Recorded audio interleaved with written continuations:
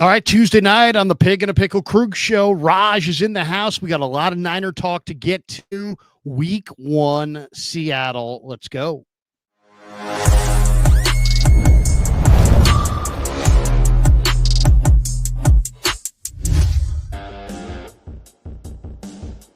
Off and running Tuesday night on the Krug Show. Hope everybody's having a good night. Looks like I'm frozen there, huh? Am I immediately frozen?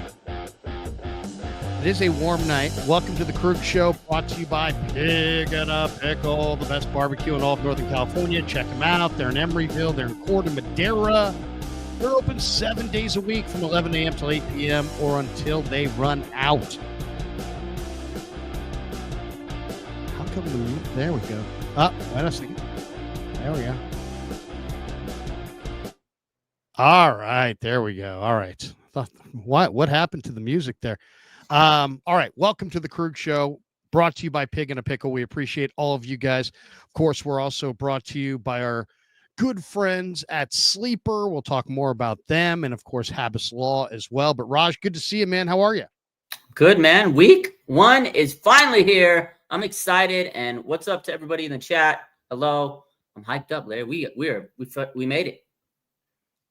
We did. We made it to week 1. And it's funny, Brian Baldinger said on the radio that if the Niners, this season for the 49ers hinges on Christian McCaffrey's ability to dial it back to 2023. And I don't, I understand what he's talking about. Obviously, if Christian were the back that he was 2 years ago, that would be a great sign for the 49ers. But I totally disagree as far as that's an old take. That's a pre-Brian Robinson take. The Niners have 2 starting caliber running backs. If Christian weren't there, I think Robinson could do the job. I don't believe that the year hinges on that. I do think that the whole year could hinge on a factor or two, or even a player or two. I just don't believe that it's Christian McCaffrey anymore. What do you think, Raj? If I said to you the season for the 49ers hinges on, and you can't just say injuries because that's just too general.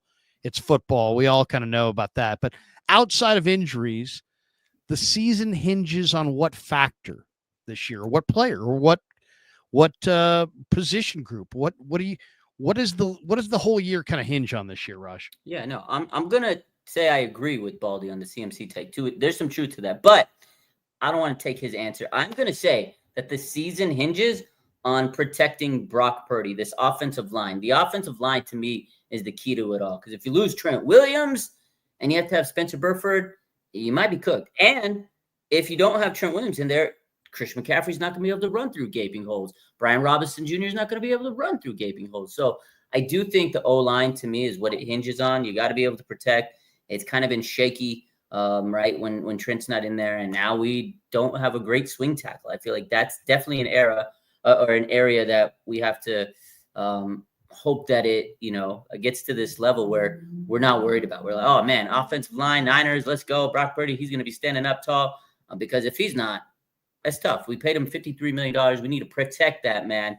There is some truth, I think, to what Baldy's saying. Like, I get it. We have Brian Robinson Jr., and I think we're all excited. And he's a running back that could probably step in. He could be a great handcuff if he needs to be for CMC. But, I mean, last year, look what happened. No CMC, and they went through running back after running back after running back, and it wasn't great. The offense, when Chris McCaffrey has been plugged in since they grabbed him, it's changed everything. Look, he made Jimmy Garoppolo look fantastic when he was in, right? So I do think there's truth to that. But to me, the biggest factor is this offensive line, man.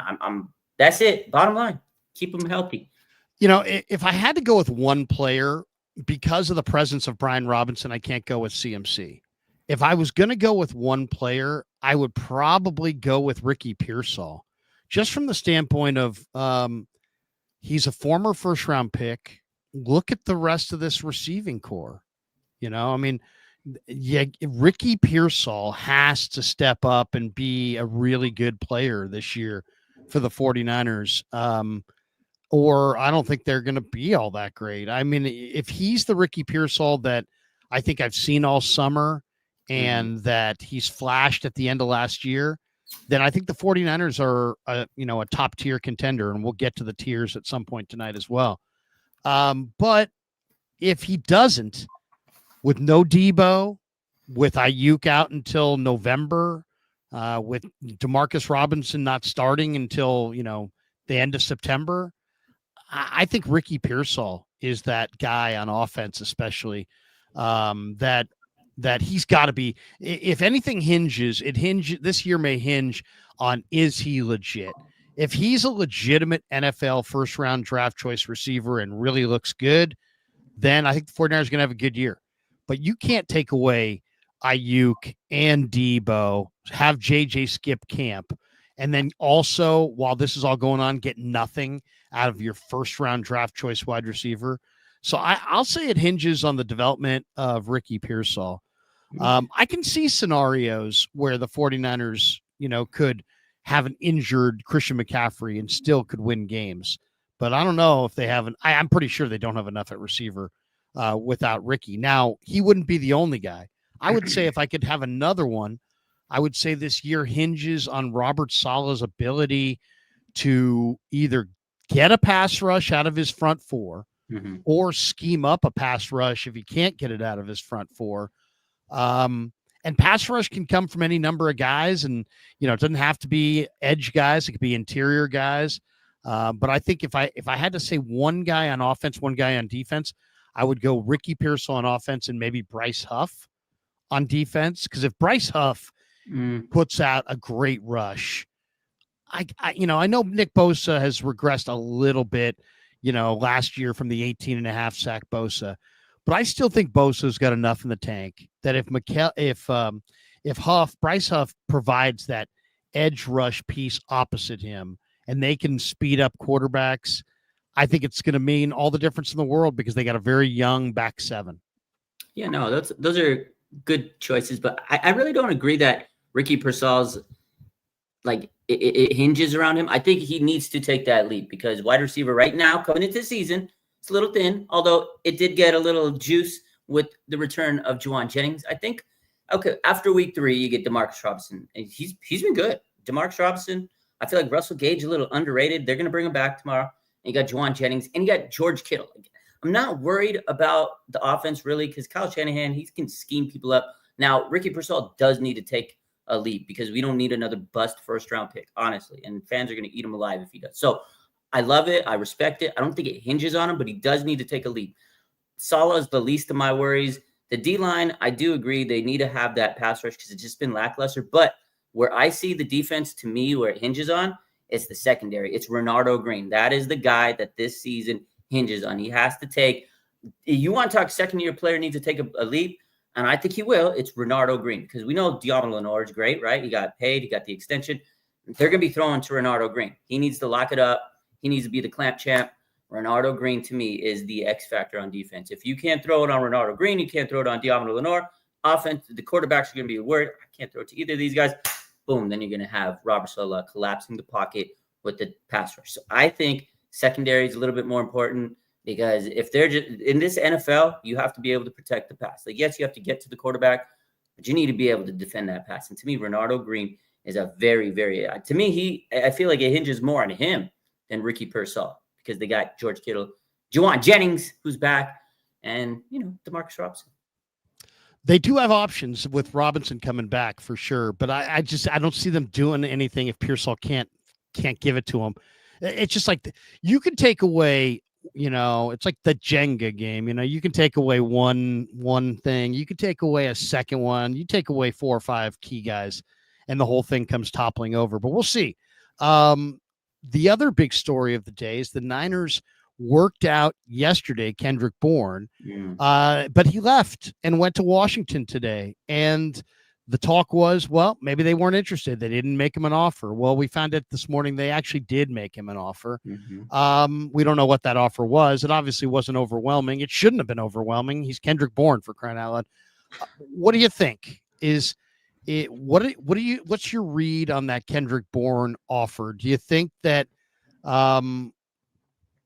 it was, obviously it wasn't contingent on JJ, coming back or not, because JJ came back and they still made him an offer. They obviously still have a need. What's your read on their dealings with Bourne? I mean, I think they just wanted a veteran to come in for a couple, at least a couple weeks that can transition easily to the roster because he's played it, on this offense before. He didn't need any seasoning. Like Kyle Shanahan could say, here's the playbook. You already know it. Just dust it up a little bit. Go study the film. Like Kendrick Bourne, easy transition to the Niners. And I think they did want a veteran. And at this point, right, beggars can't be choosers. There's not a lot left. All the wide receivers pretty much on the market are pretty much gone. It's tapped dry. So I feel like the Niners are like, oh, we'll kick the tires. They gave him a tryout to see where he is because he's had some injuries. I don't think they gave him a big offer because he doesn't deserve one at this point. And again, he's a guy that you give him a third down role, you give him that fourth down role, wide receiver 4 role. It's fine for him. They just needed bodies because DeMarcus Robinson, right? We weren't sure about Jennings.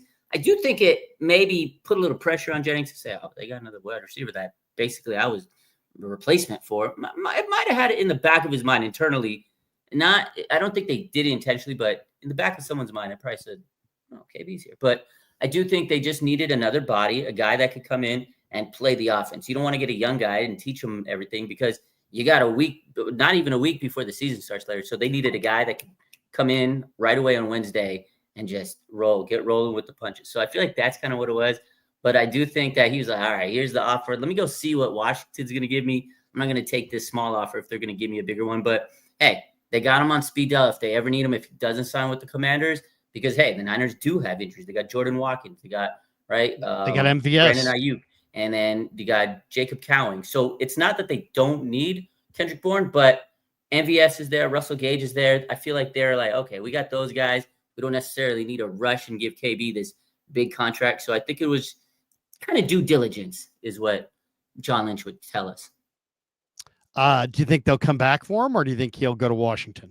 I think Washington's going to sign him. I think, hey, man, he's got a chance to go play with his best friend in the whole world, Deebo Samuel. And I'm pretty sure if the offer's decent, Deebo is going to convince him to sign with Washington. Now, if he doesn't sign with Washington, I think the Niners will have him like on the back burner in case in the next couple of weeks there's a fiasco of Brandon Ayuk. Juwan Jennings really does have a calf issue. That Jordan Watkins can't come back. Then they'll be like, hey, we actually need you, KB. Let's get here. So I think they'll keep him in the back pocket, but I'm predicting he's signing with Washington tomorrow.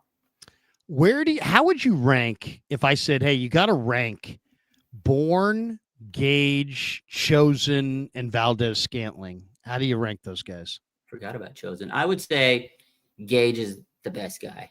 I'd say if all of them are healthy, I'd say Chosen's probably number 2. I'd actually say you have all these. You got these guys over MVS Valdez-Scantling. I'd say 3. I'd say KB's 4. He's been ever since the ACL injury. He just hasn't been much. So that's why I don't think they're pressed to give him a big contract, Larry. Yeah, I'd put Bourne at the bottom 2 of that group. I think I'd have MVS 1, then MVS. Gage, then Chosen, then Bourne. The thing about Bourne is I don't think Bourne can run after the injury, after the surgery. So that would be my cause for concern there. I'm okay that they didn't go with Bourne. I don't really think MVS is the number 1. I just think he has dropsies. I think Gage is more sure-handed. But I mean, if you just look at okay, so I'm looking at MVS and Chosen on the same field, right? They're both tall, fast receivers. Yeah. MVS is better than Chosen. I mean, he just is. I don't know exactly how to describe it. He's just his body control. He just looks better. As far as Gage is different. Like, Gage is more of a route runner and he's more crafty. But MVS is so big and fast.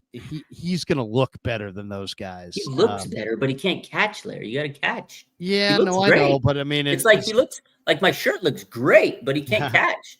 Yeah, I like that shirt. It's actually very sharp. It's like a neon light shirt. But no, I just think MVS, to me, I can understand why MVS is held in higher regard than those guys. He just looks like more. Now, he's faster. He's bigger. I agree. Gage has probably better hands. Yeah. But Gage is pretty ordinary athletically at this juncture. So it's just kind of, I don't know. It's weird. It's like, as far as if everybody's at the top of their game, I would take Gage 1 over MVS.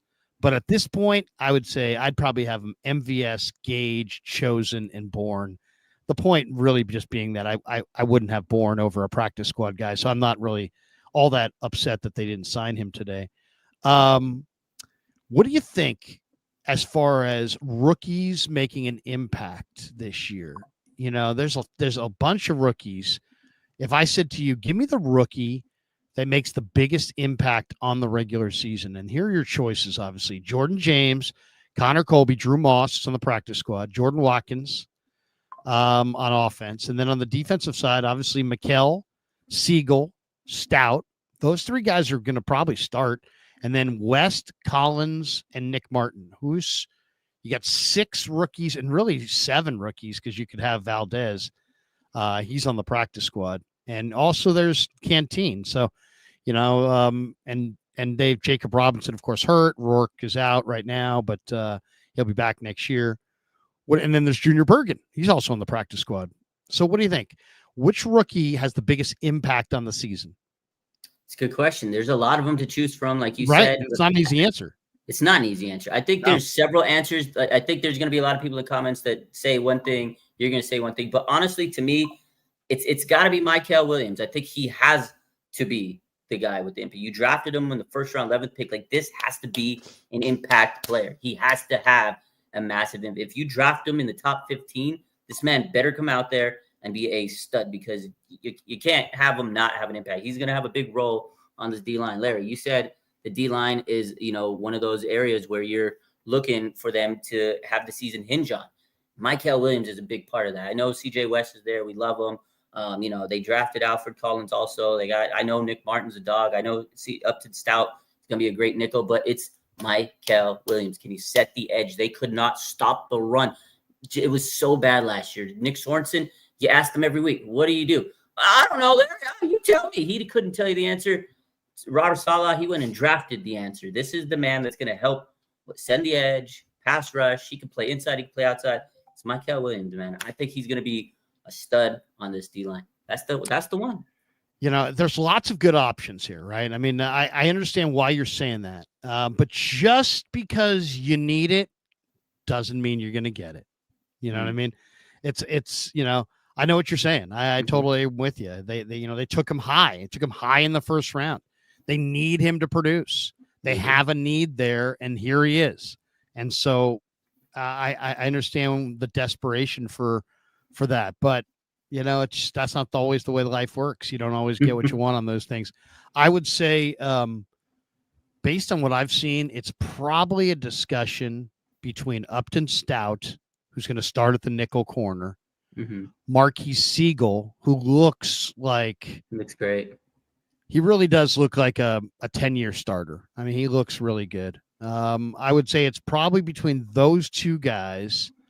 And then it's kind of like it could be a surprise, right? Those would be the ones that would be obvious right now, but then it could be a surprise.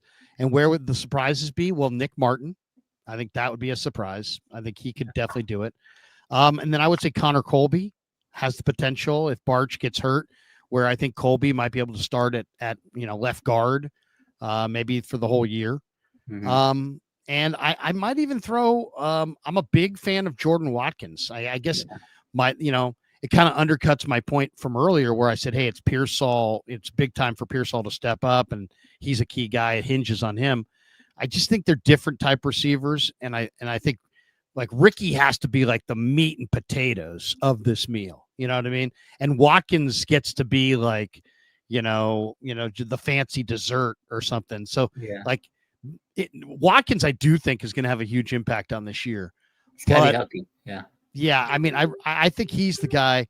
I hate to say it just because I really think it's really valuable. I mean, a starting offensive lineman. I think Barch is likely to, need to be reprieved here in the first month. And I think Colby's going to step in. I don't think Colby's ever going to step out. So I'll believe it or not, even though I've flirted with Siegel and Stout and Watkins, I'm going to go 7th round Connor freaking Colby. I like it. I honestly think, Larry, that's a great take, because I've said this many times, Ben Barch, I can't trust him to stay healthy for 17 games. The guy can't stay healthy for 17 hours. I think Connor Colby will definitely be replacing him at some point. And you're right. Once you put him in, don't look back. Just let him go. He's going to make mistakes here and there, but let him develop, let him go. Hey, Ben Barch has talent, but his knock has always been staying healthy. So no, I respect it. I do like Jordan Watkins, but I'm worried about that high ankle that's going to aggravate him throughout the season. I hope he can just, come back and have no issues. But I do worry with those high ankle sprains. So, but he looks so phenomenal in training camp and that preseason game. I was like, oh man. And then the next day, a high ankle. So I'm worried, but I do have high hopes. Are we ready to make some picks? This 49er football season on the Krueger Show is presented by Sleeper, the fastest growing fantasy platform in the world. It's a one-stop shop. You get blazing fast news, real-time stats, group chat, season-long leagues, and of course, Sleeper picks for daily fantasy games where you can choose 2 to 8 players pre-game or live and pick more or less on their game projections. That's right. And if you're new to it, use the promo code Larry and you're going to get 100% deposit matched up to $100 on your first deposit. The link is there. It's right there in the description. Terms and conditions apply. All right. Raj, are you ready to make out a week 1 lineup courtesy of our good friends at Sleeper? Yeah, let's do it. Let's do it. To my boys too. Here we go. You like, why don't we go McCaffrey? Let's go McCaffrey. I like that. This is an anytime touchdown for McCaffrey. I think Shanahan's going to try to send a message early in the year. Is like, he's our guy.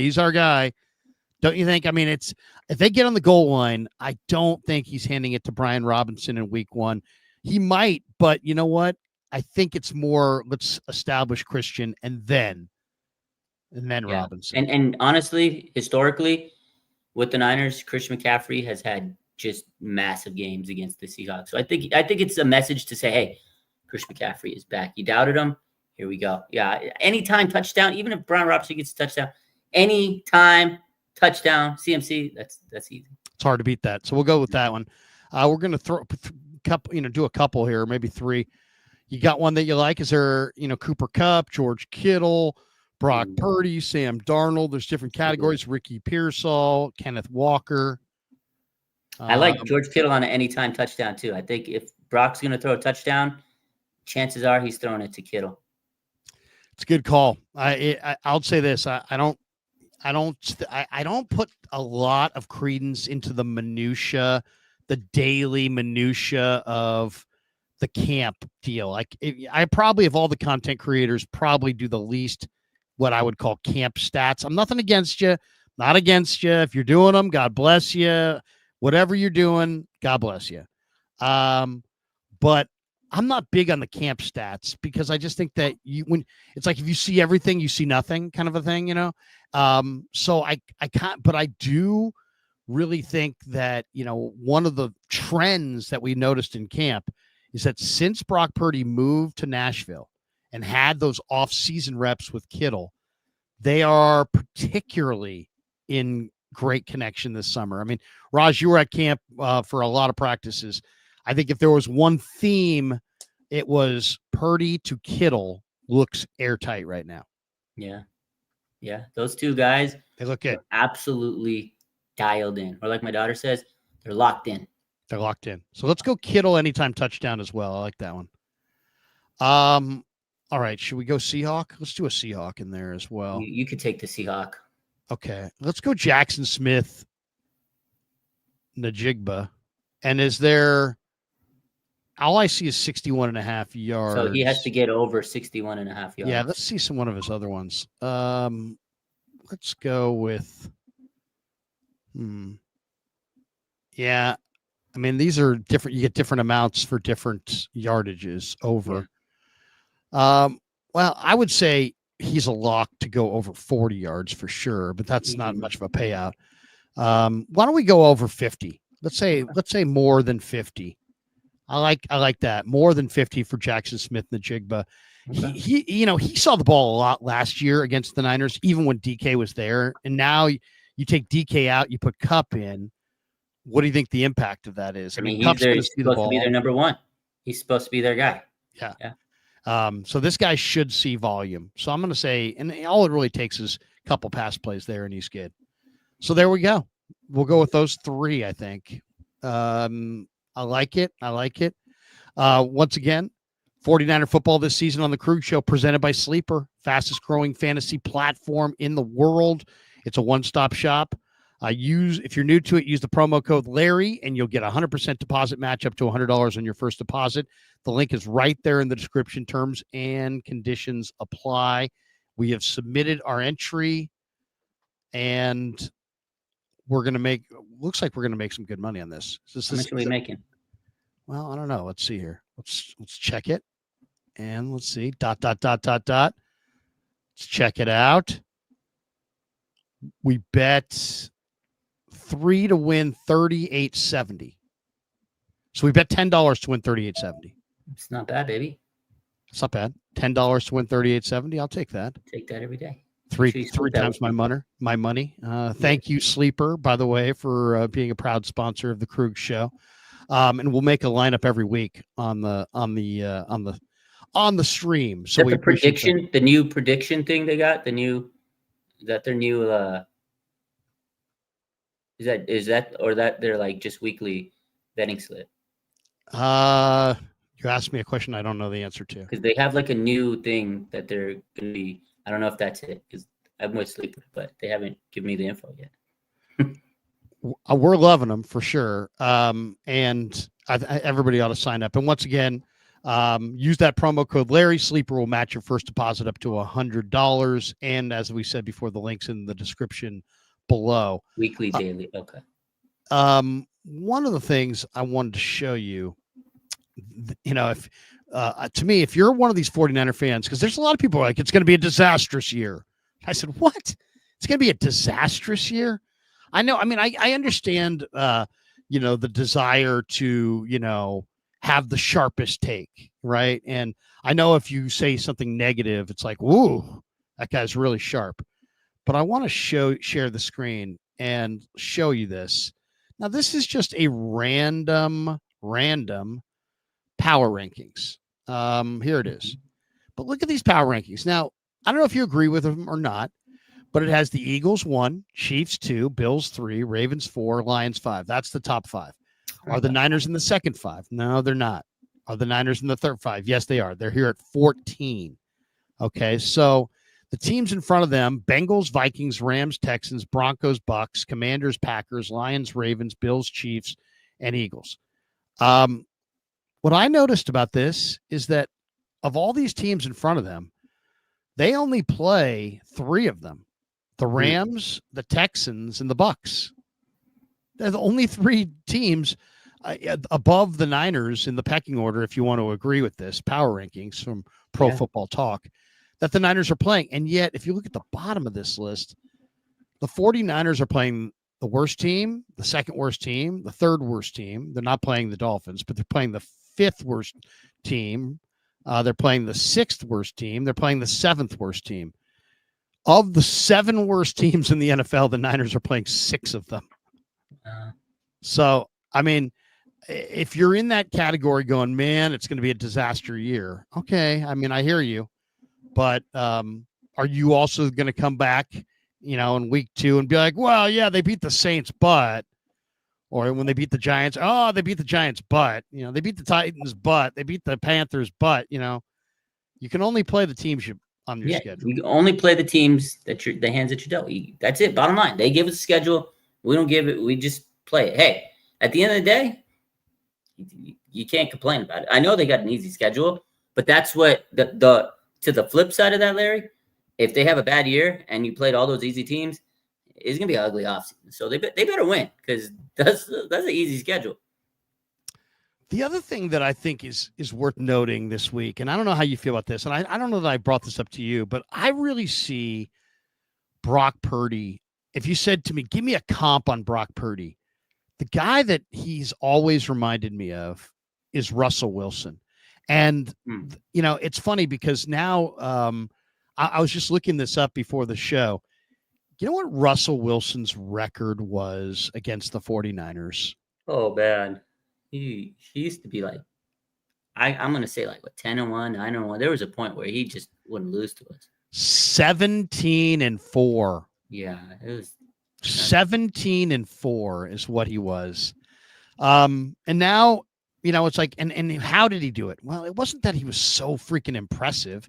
He just made just enough plays. He bought time with his legs. He was impossible to sack. He was really good at escaping. And then with a lead in the second half, he was deadly.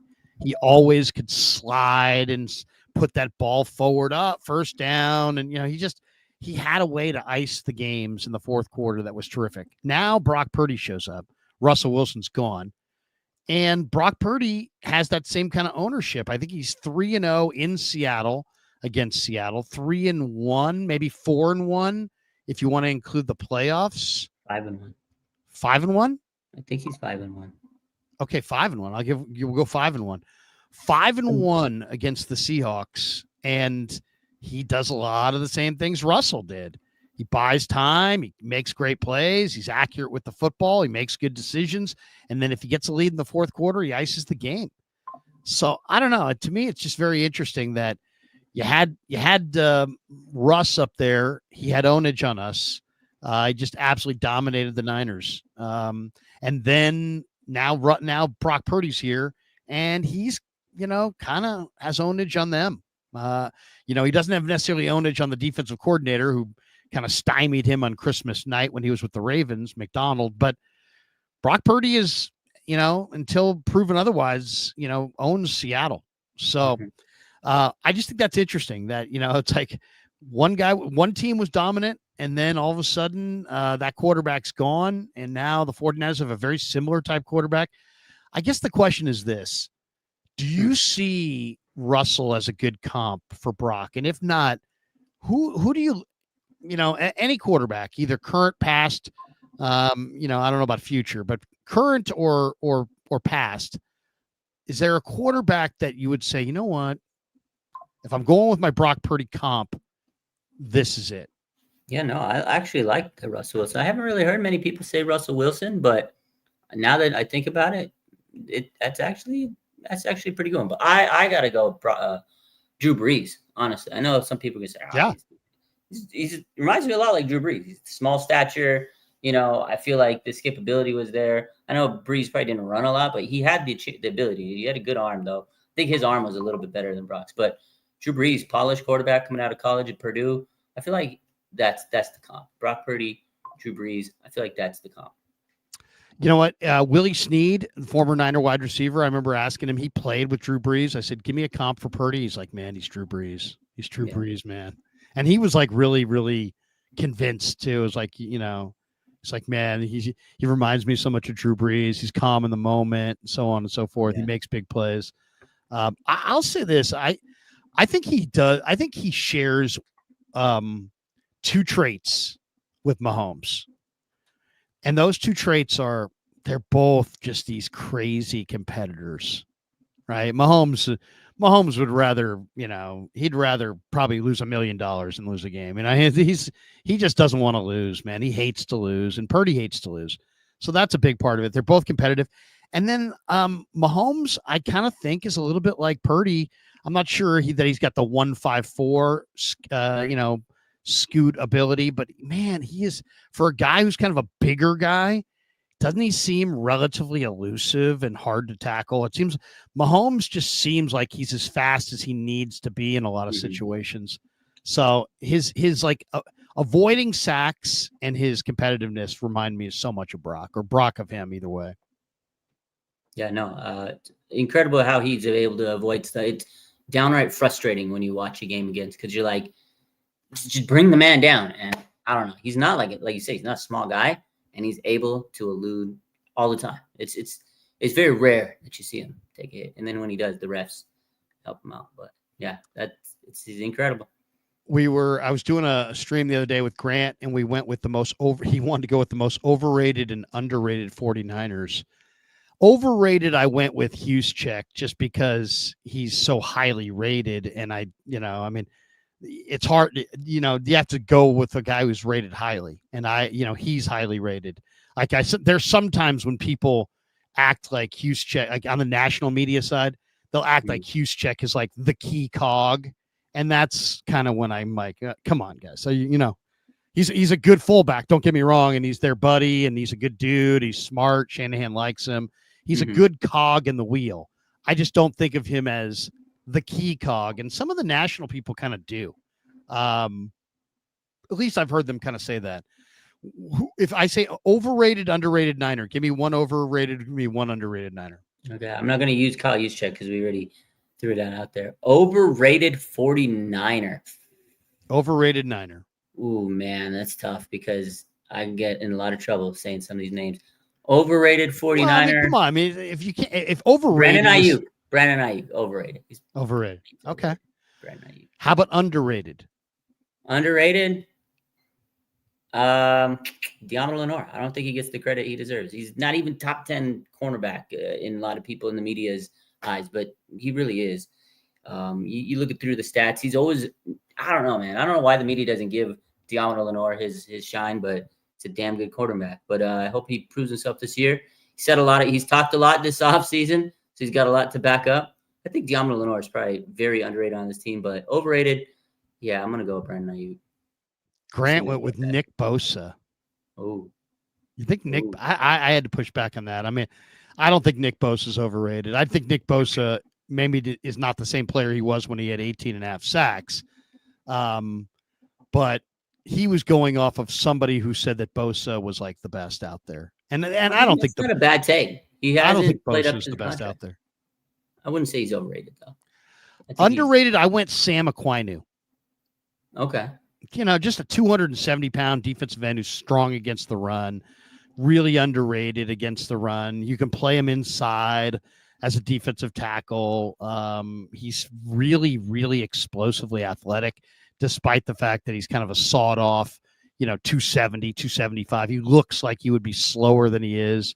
But Aquinu, I think, I think he's a really fantastic athlete. And to me, he's definitely an underrated guy. It's like nobody ever thinks of him, but man, there's times he gets in there on the quarterback and you're like, wow, this guy can really do it. Couple last ones on my list here. Did you play fantasy this year? Are you playing fantasy football this year? I am. I'm in too many leagues myself. I regret how many leagues I've joined, but yeah, I do play fantasy sports, football. Did you draft a 49er just to have a 49er? I don't draft a Niner just to have a Niner. If it lands well, if it makes sense, I'll draft a Niner. Did you draft a Niner this year? I got like Ricky Pearsall in a league. I did get what else did I get? I got George Kittle in like one or two leagues. So I mean, yeah, I'll draft a Niner, but I'm not gonna force. Oh, I have to get a Niner. There are people that literally have to get a Niner. If it doesn't make sense for my big board, I'm not gonna draft you, Larry. I can appreciate that. I went Brock Purdy, but I got him in the late rounds. And I just kind of feel like Brock might have a really solid year. I think he might be a real positive on a team that, as you said, might have some struggles on defense. Heck, they were the worst special teams unit a year ago. How much can they turn around their special teams in a year? I heard Tim Ryan this morning expressing some concerns about the defense. There's no question that Robert Saleh and Gus Bradley seem to have a more realistic viewpoint of this defense than maybe the masses do. I think there are some people that think the Niners defense is going to be outstanding. I think it has good talent and they have good teachers, but how quickly can the teachers teach the students? You know what I mean? It doesn't mean it's going to happen right away. I generally like, I like these guys they brought in. I think West and Collins and Nick Martin and McKell and Siegel and Stout. I think these are good football players who are going to help. And they brought in a few more than that guys like Huff and other guys that come to mind, that I think can really help as well. But there's still a lot of youth, man. It's a lot of youth on that defense. Yeah. What do you expect we're going to see week one? And I ask this question because I'm looking at the numbers from Seattle in the preseason. They averaged 5.3 a carry against the Raiders. They averaged 5.6 a carry against Kansas City and ran 48 times for 268 yards. and they average 5.4 a carry against Green Bay, despite getting beat pretty bad. This is a team that's averaging roughly almost 5.5 yards a carry in the preseason, which is a gaudy number. Are the Seahawks going to come in? Not come in because they're at their place, but are they going to come into week one and basically just run it down the Niners' throat?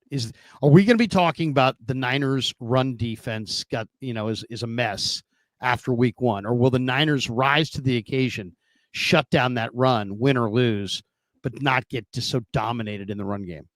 Yeah, I think if you're Seattle, that's your goal, is to just run it down the Niners' throat. Be aggressive, establish yourself as the bully. The Niners are a run team, but last year they got dogged because they couldn't stop the run. So I think if you look at the Niners and okay, last year they couldn't stop the run. I feel like that definitely is what Seattle needs to do. But now you have a new defensive coordinator. You got Big Robert, and we're going to see what him and his defense are made out of. And I think if the 49ers can stymie that run, I think they'll have definitely a good chance to win. And I think they will. Again, we've listed all these defensive players that they've added on, the D-line, Huff, Mike Hell, CJ, all these guys. And I feel like they're really going to showcase the big improvement. They look good too in the preseason as far as defense. So, when they played Denver that first week, they had their second unit and they were, just stonewalling them. So I feel like it's going to be a nasty battle in the first half, kind of a defense struggle until somebody breaks it open. But I do think Seattle is going to want to try to run that ball. I think the Niners too are going to want to come out and just pound them down. You got CMC, you got Brian Robinson. I think Shanahan's going to be excited to run them both, open up the play action. And you got Sam Darnold on the Seahawks, give him some play action too. So it's going to be tough. McDonald, the Seahawks coach, man, he knows how to play Brock. As you mentioned earlier, when he was with the Ravens, that Christmas game was brutal. And I think it's going to be who's going to be able to run the ball. And, of course, it always comes down to turnovers. It always does. Turnovers are just a huge part of the situation. It's just like we could talk about every factor, and then all of a sudden it's like, yeah, all those things happened. Oh, but by the way, they threw 3 interceptions and they lost the game. It's like, or they lost 2 fumbles.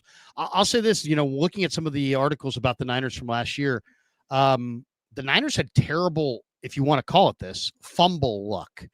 Do you believe in fumble luck, or do you think that because teams practice fumbles? I don't know if the Niners practice falling on fumbles, but teams do. At least I know teams that have. The Niners lost. Like they didn't get a large percentage of the fumbles last year. They just, for whatever reason, didn't fall on these fumbles. What is that? Is that you look at that as pure luck, or is that coaching? It's a little bit of both. You have to have some luck. You have to have the ball bounce your way sometimes. But yeah, you definitely have to coach that. I do think I noticed them, practicing like the punch outs and stuff from what I saw this year. And then maybe they did have some drills where they fell on it, but I didn't see any. But I do think with Saleh, I feel like the emphasis is we got to get turnovers, because when he was on the defense before, there was like a very opportune defense. They were getting turnovers. I feel like that was the Niners a couple years back when they had that nasty defense. And I do think that their fortunes should change. You got to have some luck. Luck's involved, a lot of it, especially with turnovers. You just got to be able to get the ball to bounce. But also, too, you got to be able to read stuff. You got to be able to react. And I feel like this year, that is going to be a big difference. I feel like they are going to get turnovers. And when you get turnovers, it helps your team. You can score off those turnovers. I think that's a big, big reason why last year we just didn't seem to get a lot of opportunistic big plays. And I feel like in the years we won, there always was like an opportune, oh my God, Funga with the, interception or fumble recovery by Fred Warner. And then last year, Fred played with the bum ankle. And I feel like his ability to get those forced fumbles was stymied. So I do think this year turnovers are going to be better for us. Are you a pet owner, Raj? Do you own a pet? Yeah. What is your pet of choice? Do you have a dog, a cat, a turtle, a hamster? We got a cat. We got a cat. Rooster? Cats are easy to take care of. Got a cat. There you go. We have a dog, Penny the dog, golden retriever. I bring this up because our brand new sponsor here, Habbas Law, is stepping up big for the community. On Saturday, September 6th, from 10 a.m. till 5 p.m., they're teaming up with the Humane Society down in Silicon Valley. Habbas Law, they're covering every single adoption fee that day at the HSSV's Milpitas Ames campus and the Petco West San Jose Adoption Center. So I'm a pet owner. I mean, as a dog owner, I mean, Penny means everything to our family. I walked her right before the stream tonight, and I know how much pets matter to people, especially when times are tough. And this event matters even more because last December a fire destroyed the HSSV's medical center. So they didn't stop, though. They built a temporary clinic to keep saving animals and supporting families. And here's a heads up. There's a limited number of pets, and the goal is to find a forever home for all of them on that day. So it could happen in just a few hours. So come early. Expect there to be long lines. There will be. Try to be patient. You can get the details at hssv.org. Habbas Law, rough on injustice with a big heart for paws. Oh, wow. Did you like that? Did you like that? That was rough. Rough. That was a rough. Roof, roof, roof, roof. Roof, roof, roof, roof, roof. Anyway, they're great guys. They absolutely are great guys. And thanks to Habbas Law for doing this. Very cool. And once again, get the details at hssv.org. Habbas Law, they will fight to make it right. And we appreciate them being proud sponsors of the Krug Show. All right, Raj, final thought before we bolt for the door. We have some supers here that we're going to get to as well. But how do you feel now that we've had all of July, all of August, the preseason's come and gone. You've had your chance to kind of glimpse at the Cardinals, maybe get a glimpse of Seattle, maybe a little bit of the Rams as well. How are you feeling overall about the NFC West? I've seen people say that they feel like the NFC West could have, basically no bad teams, that all the teams in this division could wind up being really, really good. It's hard to happen because there's a lot of head-to-head competition. Niners went 1-5 inside the division last year, and they play a lot of division games in the early part of the year. What kind of division is the NFC West going to be? I think it's gonna be very competitive. It's always competitive. I think it's gonna be a tough one. I don't think that it's gonna be an easy road for the Niners in this NFC West. Like you said, 1-5 last year. They absolutely have to win these games. I think everybody in the NFC West has made improvements. I think they, all of them have had a good draft. I feel like a lot of them, have high hopes. With the Rams, they added big Devontae Adams. There's a lot of change in Seattle. They got Cooper Kupp. You got rid of Geno in the Rams. You got rid of Cooper Kupp, right? So the Rams also, they have a great defense that they carried over from last year. Young guys that are ready to take a even bigger leap. So the Niners, they did what the Rams did. They went on a youth movement on this defensive line. So I feel like it's going to be a very, very competitive division. I'm excited because these are the games that are going to propel the Niners to the playoffs if they can win them. If not, they might still be able to make playoffs because they have some easy games like we talked about earlier against the Panthers, the Titans, the Browns, all those teams. But it doesn't matter. You still have to win those big division games that can make or break your season. So going to be tough. I think the Niners are going to be fighting towards the top. And, hey, it starts already week 1 with the division game, and you better come out and get ready. You can't lose that one. Must win at the end. Got to play the division games tough. Yeah. I like the Rams the second best. And, I thought I liked Seattle the third best, but the more I look at Seattle, I know they've run the ball well in the preseason, but they also, I think, have some problems on the offense. I don't think Darnold's going to be great. Arizona's a hard team to invest anything in, but they have built up their defense quite a bit. I could see the Cardinals and the Seahawks, battling for last place, but I'm going to say Arizona finishes third and Seattle finishes last. Okay. I do think all these teams could be pretty decent though. And if you get any of them at the wrong time, they're going to be tough. Yeah. All right, let's hit some supers and then we'll bolt. JC Mania says, can Arch bounce back against Walsh's alma mater? I thought Arch Manning looked really bad. I mean, I know everybody's talking about him being the first pick in the draft. Let's just pump the brakes on that. My God, come on, guys. Seriously. He looked terrible. I mean, he didn't look, the Cal quarterback looks much better and he's a true freshman. Yeah. To me, if I had to say, based on what I've seen in 1 week of college football, I'll take that South Carolina quarterback Sellers as the number one quarterback right now. But Arch, I mean, you can't just force feed he's the son of, it doesn't matter. He's got to go out and do it. He's got to go out and do it. I think he'll bounce back, but man, he looked bad. Yeah, he did. He did not. I will say this: first start against Ohio State on the road. I mean, it is a tough environment, but you're supposed to be that guy. I expect to get a little bit. I expect a better game. I mean, he couldn't even make routine passes. It was bad. It was bad. JC Mania, so glad that football is back. Cheers to a new NFL season, everyone, and bang, bang, Niner gang. Nice. Appreciate that. Will Freeze says, what do you think McDonald's is going to try and throw? What do you think McDonald is? I'm going to say it fast enough. It sounds like McDonald's. What do you think McDonald is going to try to throw at our offense on Sunday? I think a lot of the same kinds of stuff that he did before. So it'll be interesting to see in Baltimore. You say, well, what is that? Well, the Niners were utilizing and had been utilizing a lot of condensed formations.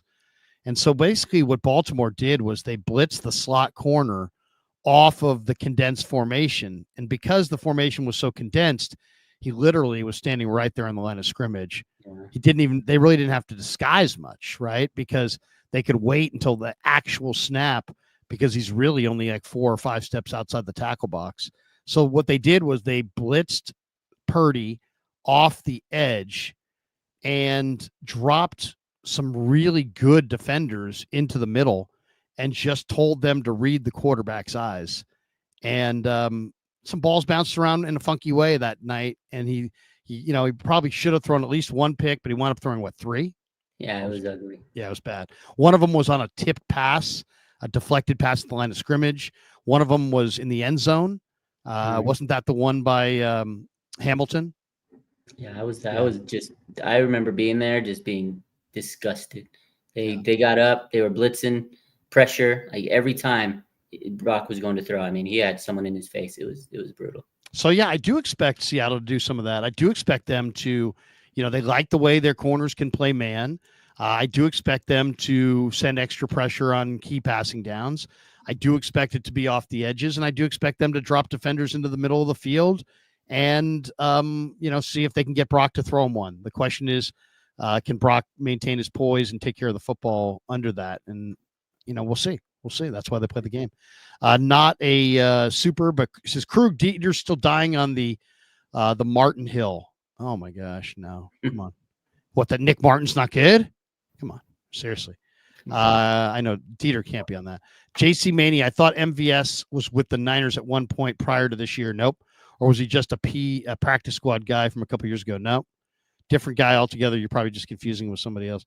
Yeah. JC Mania. I was watching Ohio State and Cal last Saturday. Oregon State and Cal last Saturday. And Krug, you're right. That Cal freshman quarterback is special. He reminds me of a mix of Tua and Purdy. Yeah, he kind of reminds me of a little bit of a guy that you guys probably don't remember, but Mark Brunell, lefty quarterback who played for Washington. Because I would say Steve Young, but this guy is not a runner like Steve Young was. He's more of a pocket player, but he's got a pocket player with some movement, and he's a lefty who can really sling it. Supposedly we're going to get him on the show here in a few weeks. Nice. So I'll be eager to talk to him. He's only a freshman though. He's going to be in college. Well, LD Studios, in Jigba, not no. It says Njigba, not Najigba. I think one of us said Najigba instead of Njigba. Njigba. It's like it's the letter N, Jigba. Njigba. Right? Yeah. I'm pretty sure. But thank you for that. Tricky name. We got this one from 49er Throwback. It says Saleh against Clint Kubiak. Oh, who has the edge? I don't know if anybody has the edge. I guess the Niners, because we have a Kubiak also. We got a Kubiak ourselves. Yeah, I would probably say the edge, based on what I've seen this summer, probably goes to Seattle running the ball against this defense. But we'll see. Niners have practiced a 5-man front, so they're not going to sit back there in this wide 9 and just let them they're not going to get gashed all day and all night. They're going to put a fifth line, guy in the line of scrimmage and stop the run and make you adjust to it. So we'll see what the adjustment is, but expect to see some 5-man surfaces if Seattle has success in the first quarter running the ball. All right, Raj, we're nice little wrap today. I'll give you final thoughts. Have you caught out? Let me ask one last question here. Have you caught any of the Jerry Jones Netflix doc on the Cowboys? I haven't yet, but I need to check it out. But I have not. I would say that even though it's nauseating, why? Because Jerry Jones really should be known for two things. Yes, he bought an asset for $140 million that in 1989 that today is worth $13 billion. So, you could say he's a football, you could say he's a business genius, or you could say he got very fortunate. If you watch this documentary, the most amazing part about the first episode is he talks about how he's an oil man, and he's paid $700,000 to drill this one oil well, right? Wow. And I guess he probably, whatever intel, he said only God knows what's under that earth, when you start drilling. And he said he spent $700,000 on this one oil well. Said he was basically, his wife thought he was suicidal. He was going to lose everything that he had. And that one oil well was such a gusher that he made over $100 million on that one well. Wow. Pretty good. And he said, at that point, I knew I just bought the Dallas Cowboys. Oh, God. And then that's when he traded Michael Parsons to the Packers. That guy's something else. That's when I knew that Micah Parsons needed to be a Green Bay Packer.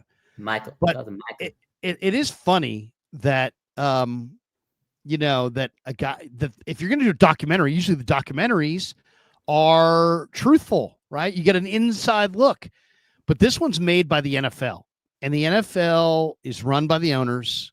And so they're not going to make Jerry Jones's legacy project, and make it real in any way. But someday somebody real will do a real documentary on the Cowboys and the collapse of the Cowboys, and it will all be surrounding Jerry, I would imagine. I can't wait. But it is worth watching for Niner fans because there are several episodes in there that add to Niner lore just because of things that Charles Haley, said in this documentary. It's definitely worth watching, but it's almost like Jerry Jones saying, "Hey, I'm going to rewrite. This is my life project, so I can convince everybody when I'm dead that that I was a great guy." But in reality, he's probably been one of the worst owners in the NFL. If you just want to talk about football, he's a meddling owner. He made himself the general manager, and it hasn't worked. Crazy. You guys, he's something else, that Jerry Jones. He's something else. Might be a little senile, but hey, he's not our GM. I'm glad he's not ours. He's crazy. He's definitely a little crazy. All right, that's going to do it for us. Thanks to Raj. Thanks to our sponsors. Thanks to all of you. Hit like and subscribe on your way out the door. Thanks for watching the Krug Show on YouTube. Yeah, never met a man I've been scared of. Careful.